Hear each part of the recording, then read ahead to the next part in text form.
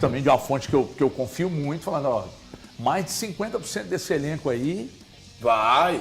Muito bem, pessoal, depois da derrota do Cruzeiro de virada para o Palmeiras no Mineirão, a mídia já fala sobre a demissão de Fernando Diniz e sobre uma grande reformulação no elenco do Cruzeiro de 2025. Então, estou trazendo esse trecho aqui para você, dos donos da bola e das principais movimentações nos bastidores do Cruzeiro. Sem mais delongas, bora para o vídeo. Então, nós temos que falar do Cruzeiro, porque também a coisa tá complicada. E eu vou dizer... A gente falou do Bernardo aqui agora há pouco. O Bernardo está para o Atlético, assim como o Wallace está para o Cruzeiro, né? Porque foi contratado vindo de temporadas muito boas, com números expressivos, e ambos não jogaram nada até agora. Bom, falar do jogo ontem, mais uma derrota, né, Valu? Eu não lembro a última vitória aliás, 9 Criciúma, de né? novembro contra o Criciúma. Contra o Criciúma. Isso. Mas a coisa muito complicada. Ontem poderia ter tomado uma goleada histórica. O Palmeiras criou para isso. Criou.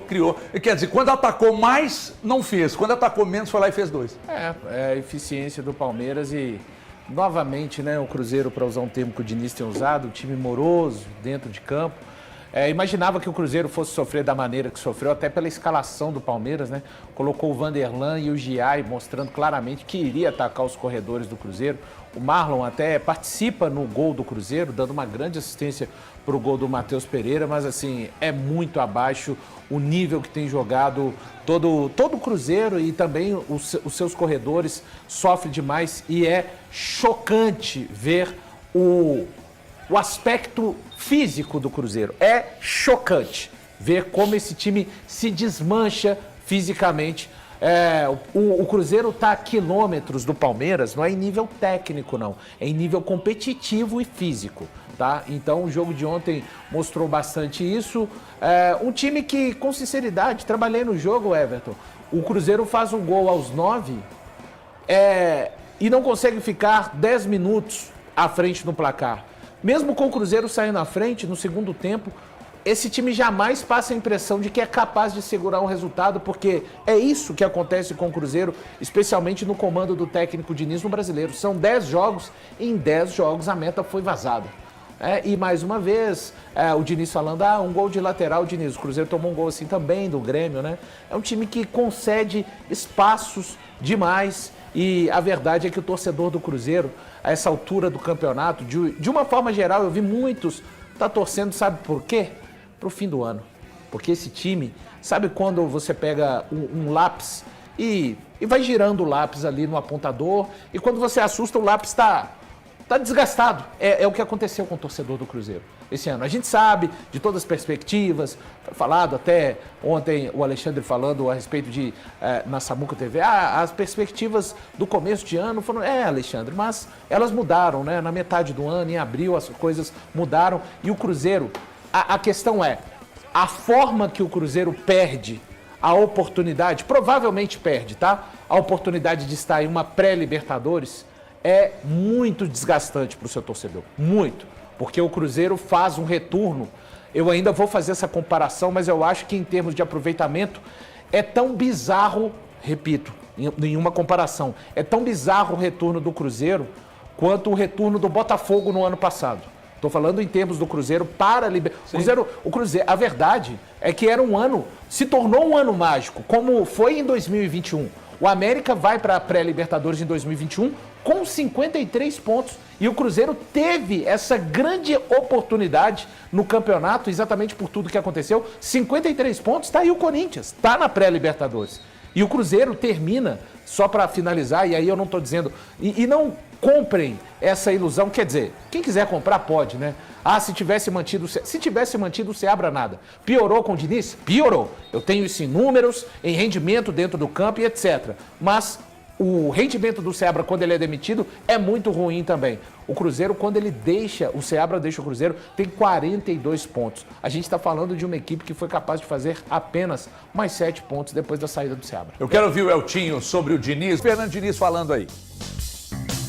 A maioria dos jogos o time jogou, mereceu até o resultado de vitória. Não foi o caso de hoje. Eu acho que hoje a gente fez um primeiro tempo, já emendando na sua primeira pergunta, primeiro tempo abaixo. Eu tenho uma pressão muito grande por conta da paixão que eu tenho pelo futebol e daquilo que eu quero entregar para a torcida. Eu sou um cara que eu adoro entregar a vitória para a torcida. Adoro. Então a minha pressão é essa maior. Eu não tenho pressão nenhuma, assim, eu não sou um cara a minha carreira inteira. Eu sou um cara tranquilo em relação de ser mandado embora, essas coisas de não continuar, dar continuidade no trabalho. Não é isso que me impressiona. Não fico impressionado por isso. O que me impressiona é, às vezes, a incapacidade que eu tive esse ano de entregar resultado para o torcedor. Isso é a minha pressão. Não é outro tipo de pressão. E eu trabalho bastante para que os resultados apareçam. Nessa temporada eles não apareceram. Não tenho temor nenhum pelo cargo. E o desempenho, eu acho que os resultados foram piores do que o desempenho. A gente teve muita partida que a gente jogou bem, mereceu vencer e não venceu. Tim, você tem uma sensibilidade muito grande, eu já te falei isso algumas vezes. Às vezes eu chego aqui, você olha para mim, eu acabei de entrar na Band, aí nós aprendemos como é que dá o boa tarde, e aí eu te dou boa tarde, você vira e fala assim, você está com algum problema. Você tem essa facilidade, não sei de onde você tirou isso, você tem essa facilidade. Você notou nessa coletiva ontem estranha? Triste. Eu achei o Diniz, é difícil falar isso, mas eu achei o Diniz meio entregue, meio desanimado com tudo que está acontecendo no entorno. O Cruzeiro, em 18 jogos no retorno, são 16 pontos, 3 vitórias, 8 derrotas e 7 empates. Assim, são números assustadores para o torcedor quando olha, porque o Cruzeiro é o 15º na tabela de classificação do retorno. Porque o torcedor do Cruzeiro olhava para o Cruzeiro e via o Cruzeiro muito próximo do retorno à Libertadores. Agora, faltando uma rodada, você olhar e falar assim, cara, pode ser que o Cruzeiro fique de fora da Libertadores para a próxima temporada. E ela esteve muito perto. E a questão do Diniz, algo que eu levo para a direção de futebol. Quando você contrata o Diniz em setembro, Valu? Setembro. 25 de setembro. Quando você contrata o Diniz em setembro, você já entende que o trabalho do Diniz precisa de um processo. De um tempo. Ele precisa de tempo. Ele precisa de um tempo. E eu acho que ao decorrer do período, ao longo dos jogos, que até aqui o Diniz fez pelo Cruzeiro... São 14 jogos. 14 jogos. 10 pelo Campeonato. Eu acho que antes de completar 10 jogos, a diretoria já não tinha a convicção de que o Diniz era o treinador do ano de 2025. E isso me preocupa. Aí é um erro da direção na análise. Do departamento de futebol. Do departamento de futebol. E você tem que saber que, independente de não chegar, Isso. e não pegar terra arrasada, ele não vai aproveitar nada do que está sendo feito. Isso. Ele chegou na seleção brasileira que tinha um trabalho sólido de 6 anos e não aproveitou. Então, e aí agora... Isso é na sua conta. Tá na conta. Na conta da gestão. Perfeito. Da gestão. A gestão Ela queria um choque, então, quando ela traz o Diniz. Isso, erra ao fazer o seguinte, que quando você contrata o Diniz em setembro, você tem que bancar que ele vai completar o ano e virar o ano para montar o time do Diniz. E principalmente, é mais importante o choque ou o objetivo principal do ano? A curto prazo. É isso. Que teve o Cruzeiro, a direção queria, eu quero agora. E com o Diniz não ia ser o querer agora. O Diniz, quando se contratou em setembro, gente, nós falamos isso aqui no programa. Eu tava aqui no programa falando, tá contratando o Diniz? Não espera o dinizismo agora não, porque ele precisa de tempo. E em 14 jogos, antes mesmo dos 14 jogos, eu acredito que no 10º jogo, a diretoria já não tinha convicção que ele seria o técnico a 25. Então existiu um erro lá em setembro. Mas aí tem um pouco de tudo assim também. O Diniz, ele não teve sequer, até esse, não vai ter mais, que só tem o jogo pela frente, ele não teve sequer aquilo que mesmo os piores técnicos costumam ter, o famoso fato novo. E ele admitiu ontem na coletiva, sim, ele está extremamente frustrado. É o pior começo de trabalho da carreira dele.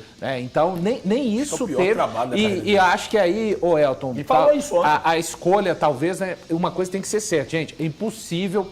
Não adianta, era só pegar o trabalho do Seabra e melhorar. Eu estou repetindo, o Fernando Diniz chegou no posto mais alto que eu acho que um técnico pode chegar dentro do nosso país, que é da seleção brasileira. Tinha um trabalho, sim, do Tite, não venceu, mas tinha um trabalho de 6 anos e ele quis colocar já o trabalho dele. É assim que faz o Diniz. Quando você traz o Diniz em setembro, como disse o Elton, você tem que colocar numa balança. Meu objetivo, maneira que o Diniz trabalha e resultado. E aí, claro, ninguém tem uma lâmpada, né, dos desejos ou uma bola de cristal. É muito fácil para eu falar isso aqui agora, mas eu acho que tem um pouco também de acreditar no que os jogadores, os reforços fariam. Sim. E aí você pega um Cruzeiro que os dois principais para mim, que estavam entregando mais, estão machucados hoje. O que era muito importante está no departamento médico e talvez, se tivesse disponível, não jogaria. O Wallace, acho que também teve uma falha nessa conta, digamos assim. O principal jogador do time estava suspenso ontem, por exemplo, que é o Romero. Que não era... Não é dos reforços, mas é o melhor jogador do time hoje. Então, olha, Mateuzinho, né? Inclusive até... Não, aí é reforço. O Vidalba e o Barreal não jogam mais pelo Cruzeiro, né? O Barreal estava suspenso. Esquece. Não, tô falando assim. O Barreal estava suspenso e ele tem um problema.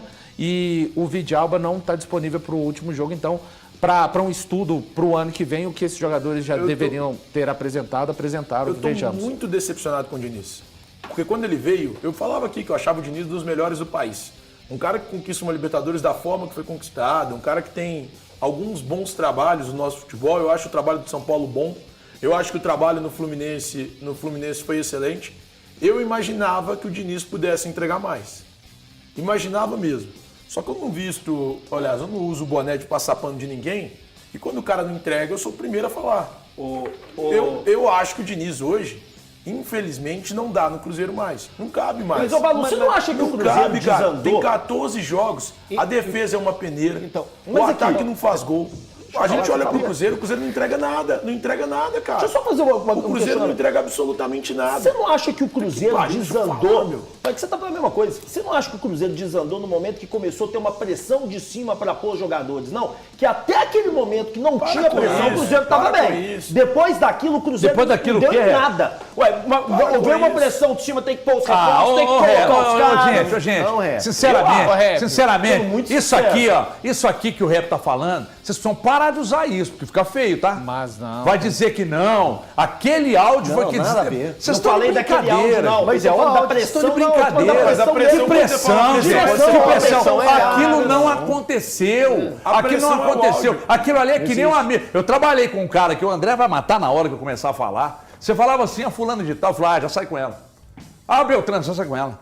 Eu falei, meu filho, então a sua agenda, você é louco. O cara, sabe, sou foda, não sei o quê, porque o fulano de tal ficou rico, eu também tô rico. Então, sabe, ele quis tirar uma onda, fazer um oba-oba. Isso não chegou no Seabra. O Seabra não saiu do Cruzeiro, ou o time piorou por causa... Se você disser pra mim, cara, que um time piora, que a qualidade cai por causa de um áudio, vocês estão de brincadeira, gente. Para de usar isso. Isso é muito mais do que isso. A gente está falando desde o jogo contra o Botafogo. 25 jogos, 5 vitórias, 10 empates e 10 derrotas. Claro que o trabalho do Diniz é péssimo, repito. Hoje no recorte, em comparação com o trabalho, mesmo a reta final do Seabra, que não foi boa, ele piorou isso ainda, mas é preciso um olhar... A defesa do Cruzeiro é uma peneira, É preciso um olhar muito profundo. Por exemplo, a defesa. O Vidalba é o titular. Acho que devia voltar com o Zé Ivaldo. Você viu a partida que o Zé Ivaldo fez ontem? Sim, eu tava no Mineirão ontem. Então, eu acho que o ano serviu para mostrar para o departamento de futebol, que também cometeu os erros, e a gente já apontou aqui ao longo dessa fala, que este elenco não é capaz de resolver algumas coisas em campo. E os jogadores, têm jogadores com qualidade, mas o Cruzeiro está no teto, não vai passar disso. É isso. Se não chegar mais jogadores... Não. Esse elenco já entregou mais. Não, esse Thiago, não é o teto desse elenco. Não, Thiago. Eu entendi o que você está falando. E tem uma informação. Esse elenco já entregou mais. mais. Falando em termos de resultado do ano. Não estou pegando o futebol. Você não apresenta nada. E tem uma informação que eu acho que você tem também, que eu recebi uma informação, também de uma fonte que eu confio muito, falando, mais de 50% desse elenco aí... Vai. Mais de 50, pode ser 55, 60, pode 70, ser 50% mais, né? Mais de 50% desse elenco aí é linha. Mas 11 jogadores. Mas é isso, gente. Mas é isso. É isso aí, pessoal. O Cruzeiro perdeu de virada para o Palmeiras no Mineirão e vê a chance da Libertadores se afastar. O time saiu na frente com Matheus Pereira, mas levou 2 gols de Maurício e Estevão. Fernando Diniz tem 14 jogos no Cruzeiro, apenas 2 vitórias, são 6 empates e 6 derrotas. A próxima partida da Raposa será no próximo domingo contra o Juventude às 16 horas, fora de casa. O time precisa vencer e torcer por um tropeço do Bahia diante do Atlético Goianiense para se classificar para a Copa da Libertadores de 2025. Vou ficando por aqui, mas já deixe nos comentários se você é a favor da demissão imediata do Fernando Diniz. Se você curtiu esse vídeo, já deixe seu like, se inscreva no canal e ative o sininho das notificações para não perder nenhum dos nossos cortes. Até o próximo vídeo, gente!